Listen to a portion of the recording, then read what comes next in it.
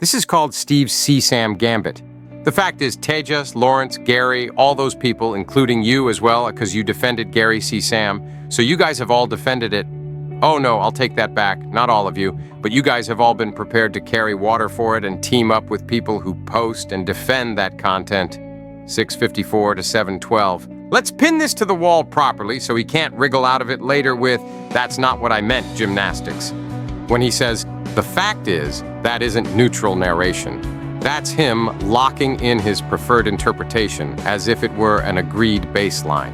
He doesn't arrive at, "You defended CSAM," after a careful chain of reasoning. He starts from it and then narrates everything as if that label were already proven. What actually happened in reality is something like this. Gary said some grim, badly framed harm reduction things about CSAM in the context of an already existing criminal market. People like Tejas, Lawrence, and Joy questioned Steve's spin on that, his editing and framing, his refusal to distinguish between 1. This is a monstrous reality that might be reduced in harm by X, and 2. This is good, acceptable, fine. They refuse to affirm his specific wording.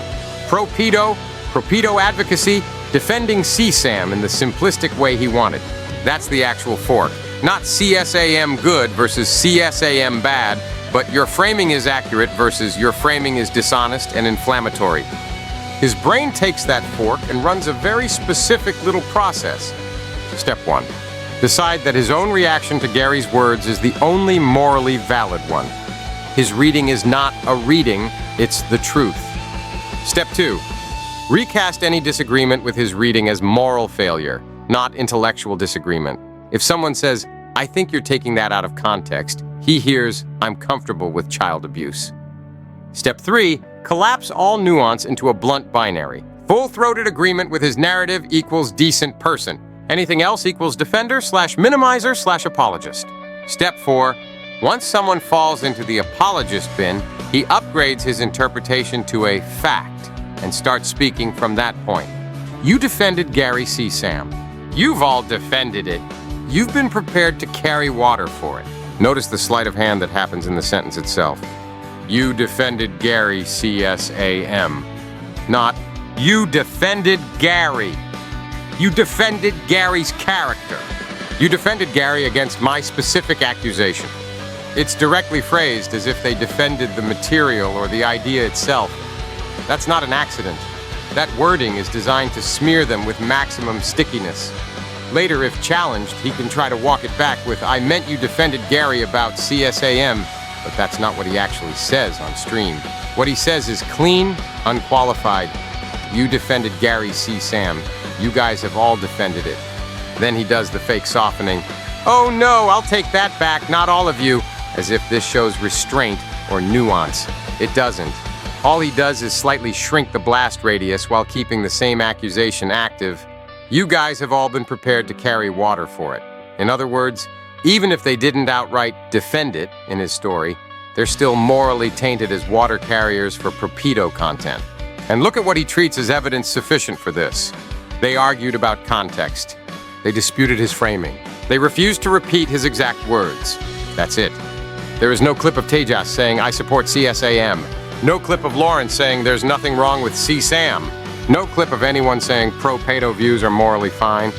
The only crime is that they refused to validate his exaggerations and his label. They failed the loyalty test. In his head, that converts directly into they defended it, because he's running a moral fork, not a logical one. His reasoning template looks like this. Premise: Gary's statements, in my view, amount to pro-pedo advocacy or CSAM advocacy. Premise: Person X disputes that characterization or insists on nuance or points out issues with editing and context. Conclusion: Person X is prepared to carry water for pro-pedo content, defended CSAM, defended pro-pedo content. That is literally all that's happening. He doesn't have extra evidence you haven't seen. He has a conclusion he likes and a pattern. Disagreement equals complicity. And you can see how he feels justified in this because he frames the entire thing as a moral emergency. In his own mind, he is the guy who finally calls it what it is. the one person brave enough to use the ugliest words, the one who won't let weaselly context or nuance water down his righteous outrage. When you feel that way, you don't think you're smearing people. You think you're stripping away euphemism. So in his head, the chain is, I've already correctly understood Gary. This is pro-pedo/C-SAM advocacy. Anyone who tries to moderate my description of that is functionally defending it. Therefore, saying you defended C-SAM is just calling a spade a spade. He thinks the only honest position is his own. So if someone refuses to demonize Gary in the exact terms he demands, he mentally upgrades them from disagrees with my analysis to sides with the predator. And once he's done that, the language of fact feels justified to him. He's not lying in his mind, he's pulling the mask off. That's exactly why he leans on phrases like, the fact is, let's be honest, I'll totally own that. They're ritual phrases to signal to himself and his audience that what follows is the unvarnished truth, not interpretation. If he admitted it was interpretation, he'd have to acknowledge the possibility that disagreement isn't moral degeneracy. He can't afford that psychologically because his whole persona in this drama is the guy who doesn't flinch from naming evil. So he runs this loop, decide a thing is evil in the most extreme, absolute way possible. Treat that decision as a settled fact. Reinterpret any disagreement as moral complicity. From that, feel justified calling people defenders of C-SAM, torpedo water carriers, people who team up with defenders of that content. And then critically, he uses that manufactured fact as a foundation for everything else. I'm not attacking your character, I'm just describing your behavior. If you don't like being called a defender of torpedo content, don't defend it. If you're not willing to undergo that critique, don't publish your shit. He reverses cause and effect. People aren't upset because he's bravely telling the truth about them. They're upset because he's collapsed. Your framing is wrong and dishonest into, I support pedophile material. That's the emotional contamination part. He cannot distinguish between you're misreading a harm reduction argument and I like child abuse.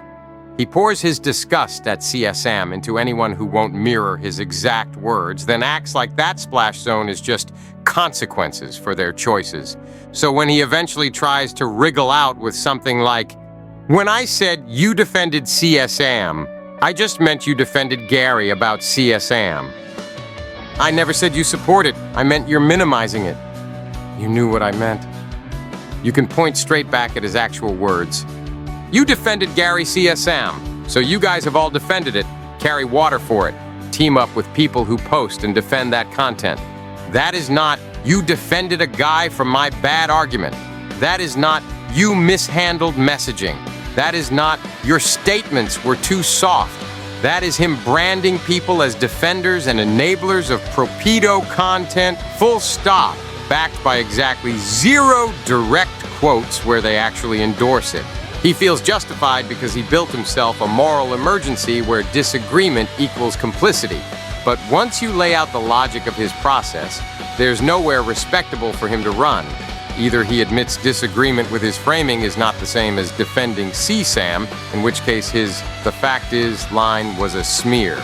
Or he doubles down and insists that anyone who refuses his exact wording is a CSAM defender, in which case he's openly confessing that he equates I think you're misrepresenting this with I'm pro-pedo. Those are the only two options. Anything in between is just him trying to retrofit nuance he did not use when the camera was rolling.